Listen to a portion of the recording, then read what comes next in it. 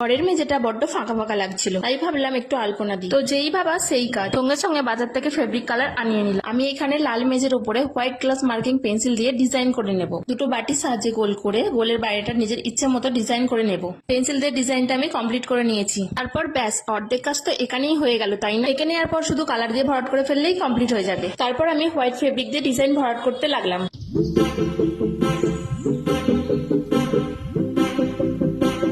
লাল মেঝের উপরে সাদা রংটা বেশ ভালোই মানাচ্ছিল, তাই সব ডিজাইনটা হোয়াইটের উপরেই রেখেছি।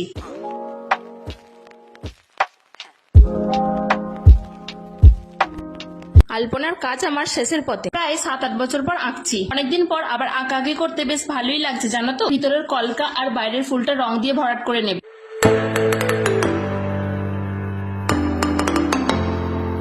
আলপনাটা এবার কমপ্লিট হয়ে গেছে। তো এই হলো ফাইনাল লুক। তোমাদের কেমন লাগলো আমাকে জানিও।